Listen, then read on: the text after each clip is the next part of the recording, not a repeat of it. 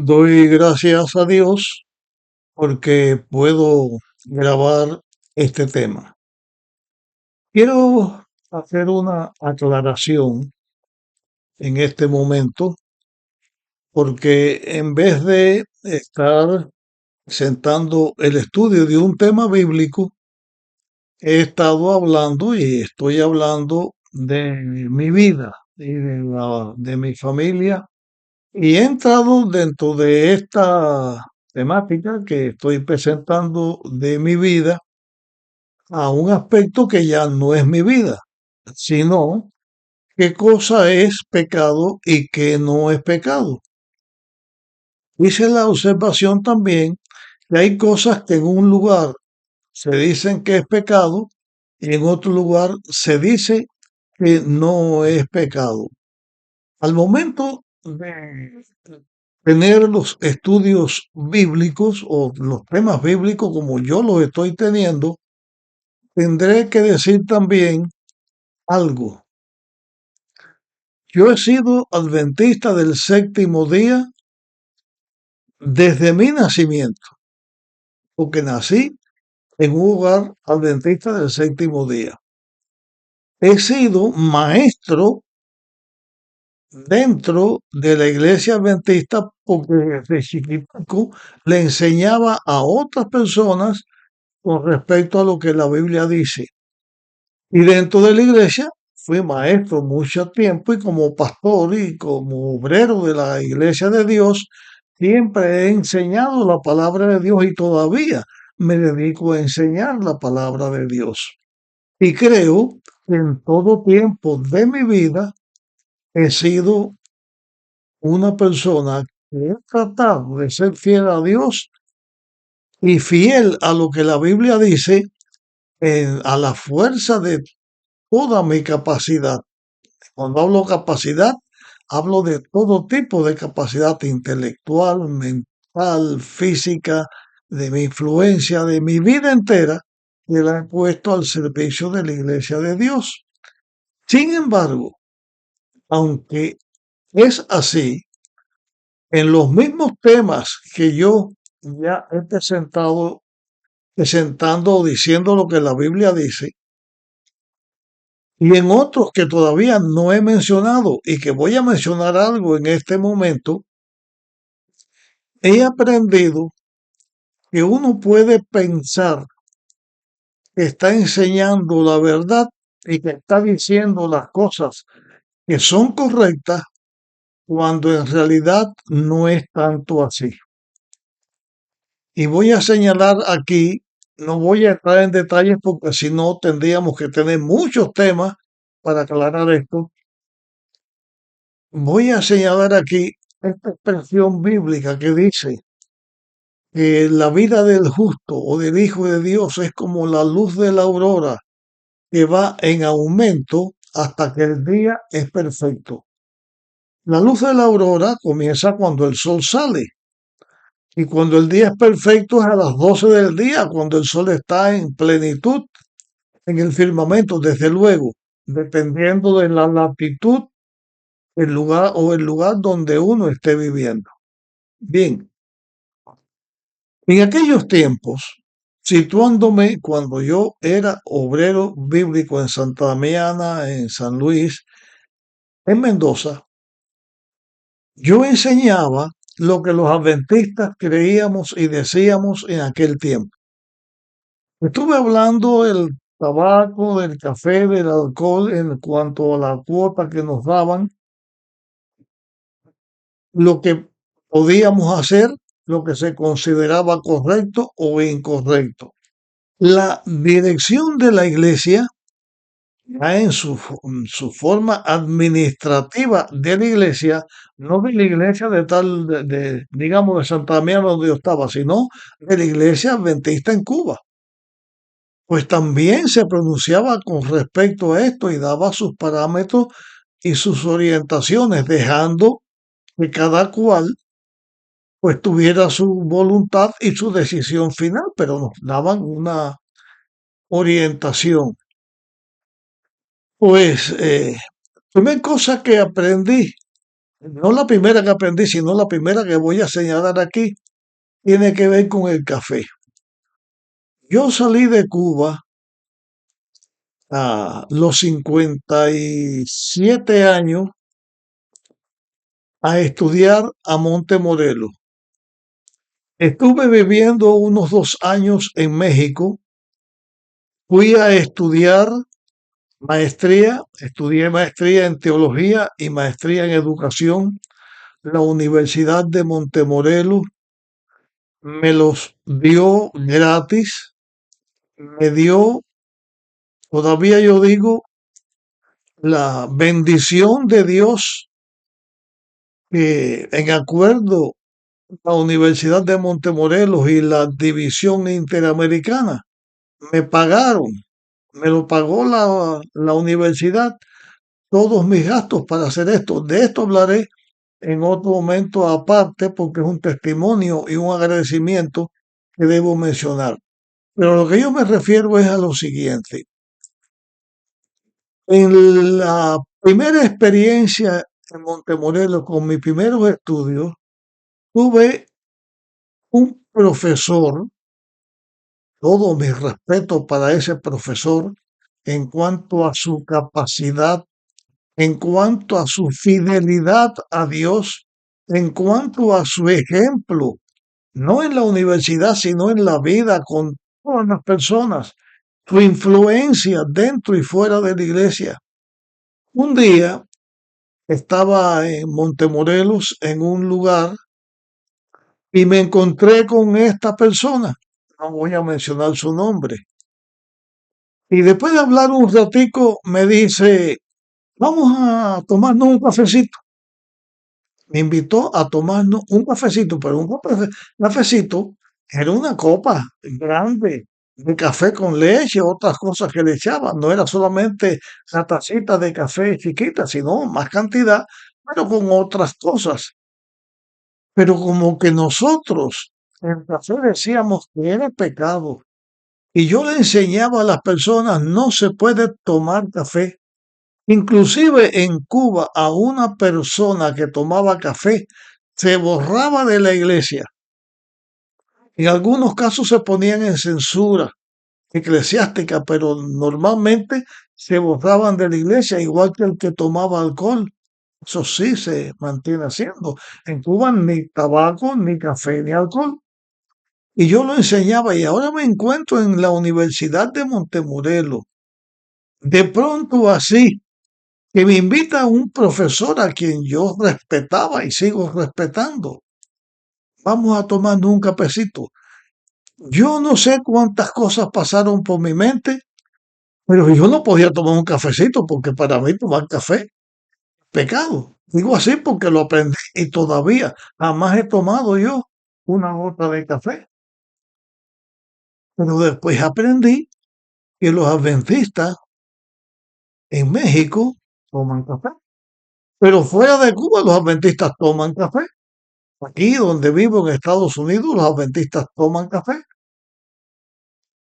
En unos lugares toman soda, en otros lugares no toman soda. En un lugar esto es pecado, lo otro es pecado. Entonces, en realidad era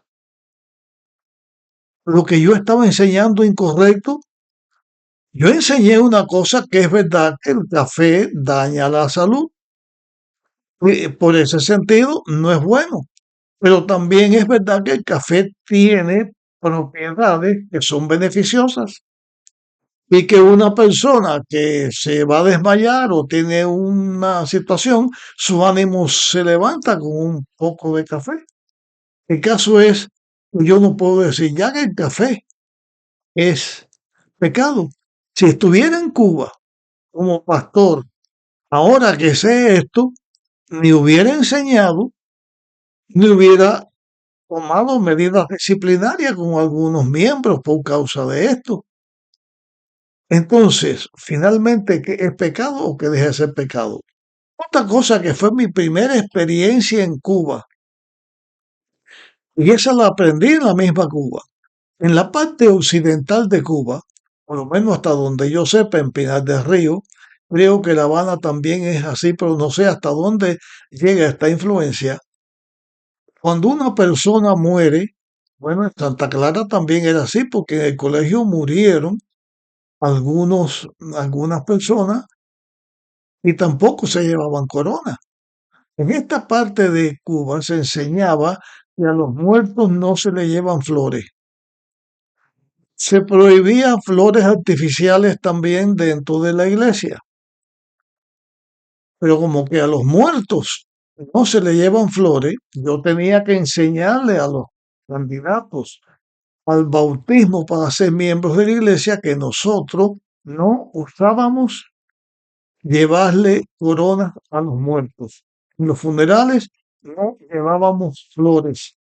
Yo recuerdo que inclusive el doctor Flores, el dirigente de la delegación o asociación de Piedad del Río, que él siempre visitaba a todos los hermanos, a todas las iglesias, inclusive en ocasiones yo iba a dar un estudio bíblico y él me acompañaba.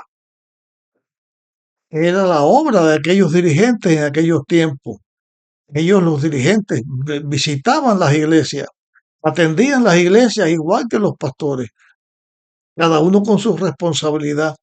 Pues yo recuerdo que le estaba dando esta clase a alguien, a un candidato, y que estaba ya para bautizarse y llegó a estudiarse el problema de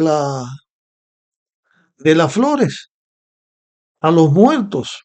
Y entonces el pastor Flores contó una anécdota de un asiático, un chino, que fue al cementerio y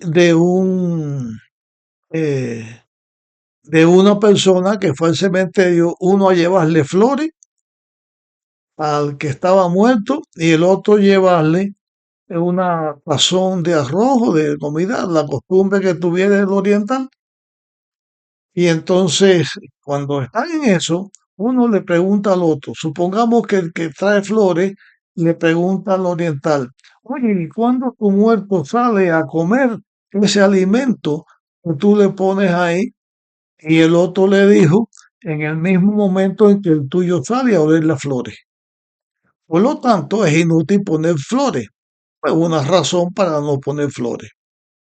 Yo era pastor de Pinar del Río después de años y me trasladan a Guantánamo. Y estando en Guantánamo, recién mudado, estábamos viviendo allí, nuestra mudada no había llegado, viene a verme un dirigente de la iglesia y me dice, pastor, ¿cuándo se va a mandar la corona que hay que enviarle a fulano de tal que es amigo de la iglesia y murió? Porque todavía la iglesia no ha dado el testimonio de estar presente con la ofrenda floral. Y yo le pregunté, ¿y aquí se llevan a los muertos adventistas, le ponen flores, le ponen corona? Y el dirigente dijo, pero ¿cómo lo va a hacer? ¿Cómo la iglesia va a dejar de aprovechar esa oportunidad para dar un mensaje tan grande? Y entonces aprendo yo de pronto que lo que enseñaba que en un lugar era pecado, en el otro era una cosa que distinguía a la iglesia como algo que se estaba haciendo bien, como un buen testimonio. En este lado es pecado, aquí es un buen testimonio. Aquí mal testimonio, aquí buen testimonio. ¿Qué cosa es correcto? ¿Qué cosa es incorrecto? Entonces he llegado a comprender, no ahora, hace mucho tiempo, que pecado es lo que la Biblia dice que es pecado, que se respetan las costumbres y tradiciones de las personas siempre y cuando no estén en desacuerdo con el mandato bíblico, pero que no es el ser humano el que dice esto es pecado o aquello, es hacer lo que la Biblia dice que se debe hacer. La iglesia adventista estuvo en Cuba sin tener comunicación con la iglesia adventista mundial muchos, muchos años. Y en aquellos tiempos la iglesia hizo lo mejor que se podía. Y entonces cada cual ponía su idea, por ejemplo, ya dije en un tema, hablando de la música, que un pastor adventista de mucha influencia decía que para Dios era abominación cuando se tocaban himnos acompañados de instrumentos de cuerda y instrumentos de viento. Y unir esos dos instrumentos es una abominación a Dios. ¿De dónde salió eso? Fue una costumbre que se enseñó. La forma de cantar, la forma de vestirse, inclusive hasta la forma de usar uno, cosas que Dios le dio al ser humano en una forma natural. En aquellos tiempos que yo estaba comenzando como obrero bíblico, dentro de la iglesia no se usaba barba. Cuando nuestros primeros pioneros comenzaron, usaron barbas. Pero llegó un momento en nuestro lugar que la barba no se usaba porque era ser mundano y se prohibía. Después del triunfo de la revolución, la barba la tenía el que se la ganaba. Yo recuerdo que nosotros, a un joven de la o a los jóvenes de la iglesia, el pie de patilla no se podía tener muy largo, porque eso era mundano, tenía que ser más corto por aquí o por allá. Cosas que la Biblia no señala y que la Biblia inclusive habla del nazareato, que no se cortaba ni la barba ni el pelo. La Biblia no señala que sea pecado, aunque sí hay una enseñanza con respecto al hombre, el pelado, la mujer y todas esas cosas en la Biblia, pero no como se hacía. La misma vestimenta, que debe ser en una forma moral, la pintura, las joyas que tienen que ver con el cristiano, pues cuando uno va a legislar sobre todas estas cosas, debe hacerlo conforme a lo que la iglesia enseña, pero en armonía con lo que la Biblia está diciendo. Porque no podemos estar señalando que esto es pecado, que esto está bien o aquello está mal, si no es por un apoyo bíblico correctamente. Por lo tanto, cosas que yo enseñaba en aquel tiempo, hoy no las enseñaba igual. Otra cosa de la época, se preguntaba, cosa que todavía es vigente en el mundo cristiano, ¿cómo nosotros nos salvamos? ¿Por guardar la ley o nos salvamos por la gracia? ¿O nos salvamos por la gracia y por las obras? Ya no solo por obras, ya no solo por gracia, sino por la gracia y por las obras. Porque en aquel tiempo yo también enseñé que la salvación se alcanzaba por la gracia, por las obras. Y usaba la ilustración de un bote que tiene dos remos. Y alguien dijo una vez, y yo sin practicarlo, sin llevarlo a la práctica, lo creí, lo enseñé, que si uno utiliza un solo remo, uno da vueltas y no avanza, cuando en la realidad uno con un solo remo va a cualquier parte porque le da una parte y le da al otro y lleva el bote a cualquier lugar, pero usábamos eso, porque entendíamos que el cristiano es salvo por la fe, por la gracia en Cristo, pero que si no hacíamos las obras, tampoco nos íbamos a salvar, porque, por ejemplo, la obra de guardar el sábado, una obra. Si nosotros violamos el sábado, nos perdemos porque estamos violando la palabra de Dios, estamos violando la ley de Dios. Por lo tanto, soy salvo porque me guardo el sábado y porque creo que está de acuerdo con la voluntad de Dios, con la gracia que Dios nos da. Así razonaban.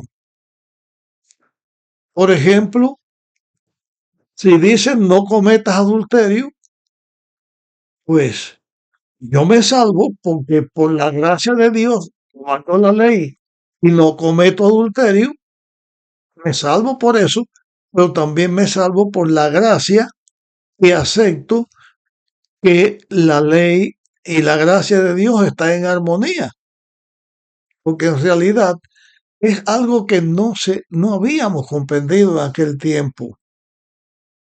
Y yo era de lo que enseñaba bastante en la iglesia. Lo que no habíamos aprendido es esto. Y siempre la iglesia lo tuvo presente, pero nosotros en Cuba estuvimos aislados, sin una conexión con la iglesia mundial y teníamos una situación igual que otros religiosos de otras religiones. Y la cuestión es esta. Somos salvos únicamente por la gracia. Si Cristo no hubiera dado su vida por nosotros, nosotros no podíamos salvarnos, porque la ley te viola y la ley nos dice que es pecado, pero la ley no tiene la facultad de salvar a nadie, si no Cristo no hubiera muerto en la cruz, hubiera dicho, guarda la ley y ya con eso te salva, la ley te redime, la ley no redime, te condena si la viola. Pero para salvarse el remedio que Dios dio es Cristo. Por lo tanto, la salvación se adquiere por la gracia de Dios y esa gracia la adquiero por la fe. Y la fe que tengo es la fe que Dios me da. Al 100% la salvación es por la gracia que se acepta por fe. Las obras que se hacen es el producto. Si un cristiano guarda el sábado y es fiel, es producto del Evangelio, es producto de la gracia de Dios. Si no mata, si no roba, si no adultera, si no codicia, si no dice mentiras, si honra a padre y a madre, no es salvo por hacer eso, pero el fruto de hacer eso es que aceptamos a Cristo como nuestro Salvador.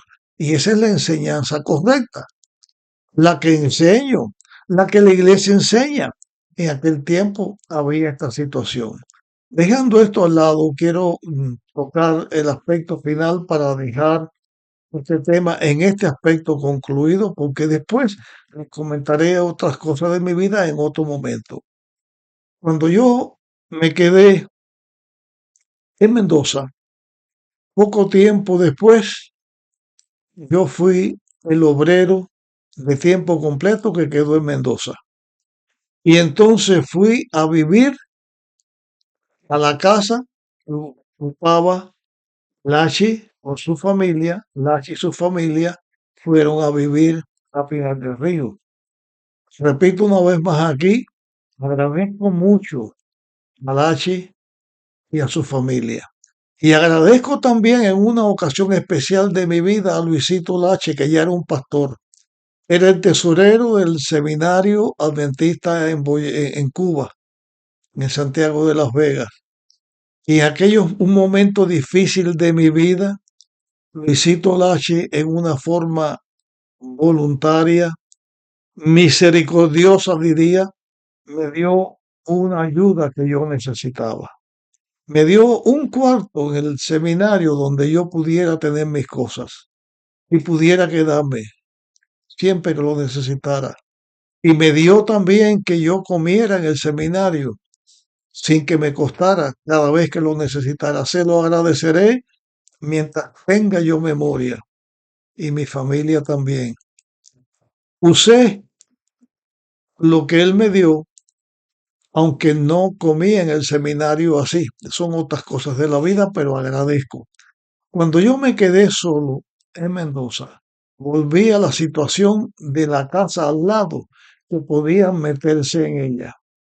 Pero lo que yo hice fue otra cosa, que podía haber conseguido cárcel para mí y tener dificultades porque no se podían hacer trabajos en la iglesia si no era con autorización del gobierno, del registro de asociaciones al cual la iglesia pertenecía. Pero para esto no se podía pedir permiso y la casa necesitaba que alguien la viviera o que no hubiera casa. Nosotros o yo tomé el acuerdo, hice mi consulta, pero tomé el acuerdo de desaparecer la casa que estaba al lado. Lo primero que hice es que una noche, después de terminado el culto, con ayuda de algunos hermanos, corrí la pared divisoria de la casa donde yo había vivido y del templo. O sea, agrandé el templo con las mismas tablas que había, lo que hice fue correrlas un poco. Y la casa que estaba al lado ya no era una casa, sino como unos closets que yo había dejado. Finalmente, un día, yo busqué, acarrié o llevé una moto que yo tenía, un sidecar, llevé cemento, llevé arena, llevé recebo, llevé losas. Y en una noche cambiamos todo. Al frente de la casa había tenía como unos arcos para señalar la entrada de la casa pastoral, la academia. La iglesia no tenía el arco. En una noche, trabajando un sábado por la noche, toda la noche, pusimos el arco, lo tapamos. Pusimos ladrillo, lo repellamos y lo pintamos exactamente del mismo color que estaba enfrente.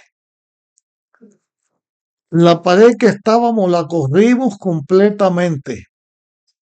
Al otro culto, cuando los hermanos llegaron a la iglesia, ya no había casa al lado, todo era un templo.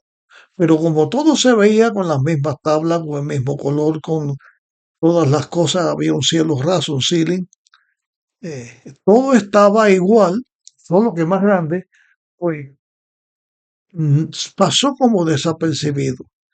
Después, la plataforma que llegaba solamente a la mitad del edificio, yo conseguí losas y exactamente igual que las que estaban. Traje todo lo que hacía falta y después del culto de un domingo por la noche o de un culto que fue, el caso fue que después de ese culto, sí, domingo por la noche, hice con la ayuda de un albañil una plataforma que llevaba todo el frente con el mismo color de losa, el mismo color de todo. Lo hice sin permiso y ya la iglesia tenía un templo más grande y no tenía ningún peligro. Eso fue lo que yo hice. En la iglesia había un chivato o un informante o un espía. Tocó que Dios nos ayudó porque en esos días que yo hice estas cosas, este espía, la esposa le descubrió la libreta donde él anotaba las cosas que después llevaba al Estado. Y este hombre, la esposa encontró la libreta y me la hizo llegar a mí a través de sus hermanos. Eran miembros de la iglesia. Yo sabía que ese era el espía allá, pero tan preocupado estaba el hombre por buscar esto, que llegó a una congruencia, ¿no? Me dice un día, pastor, necesito las oraciones, necesito que la iglesia ore por mí, porque se me ha perdido una cosa muy importante. Era la libreta de sus anotaciones que después llevaba como información a seguridad del Estado. Eso es lo que pedía que pareciera. Yo la tuve y esa libreta desapareció. Yo me encargué que desapareciera. El hermano siguió viviendo ahí, ya sabíamos lo que era, pero nunca pasó nada. Pero llegó un momento en que él dio el informe que en la iglesia se había hecho algo que él no sabía qué era, pero se había hecho algo, porque claro, ya no era igual. Y tuve en Mendoza la visita del director y vicedirector de registro de asociaciones de la provincia de Pinar del Río. Me llevaron a la iglesia, me hicieron un interrogatorio que también después contaré algo sobre esto y me dijeron, ¿qué ustedes han hecho aquí en la iglesia? Yo les dije, ¿qué ustedes ven que se haya hecho? Dice, nosotros no podemos darnos cuenta que se ha hecho, pero ustedes han hecho algo aquí. Pues Dios nos ayudó porque mucho tiempo antes se había pedido el permiso para el cielo raso que se estaba echando a perder, arreglarlo. Y como que yo había usado el cielo raso de la casa que había convertido en templo, Al unir los cielos rasos había una diferencia y había unos pedazos de cielos rasos que estaban malos. Entonces, pero se veía que se había hecho un arreglo. Entonces, el ayudante le dijo al jefe, dijo, mire, lo que pasa, porque el jefe era nuevo, lo que pasa es que ellos pidieron permiso para el cielo raso y veo que es el trabajo que está hecho en el cielo raso, que solamente tiene esas dos losas y se termina para adelante y eso fue lo que ellos hicieron. Es una cosa insignificante que tienes que acabarla de arreglar y que quedó así. Y todo quedó así. Fue la protección y la bendición de Dios. Así me quedé en Mendoza viviendo en la casa y de 15 días que iba a ir, tuve casi 11 de tiempo, 9 años. Bien, hasta aquí llego con este tema. Termino y después de este tema vamos a continuar con nuestros estudios bíblicos. También compartiré en algún momento otras cosas que tienen que ver con mi vida. Gracias le doy a Dios por esta experiencia que viví y gracias le doy a Dios por haber servido y poder seguir sirviendo y porque puedo seguir estudiando y compartiendo la palabra de Dios. Comparte esto con otras personas si crees que vale la pena. Nos vemos en nuestra próxima grabación.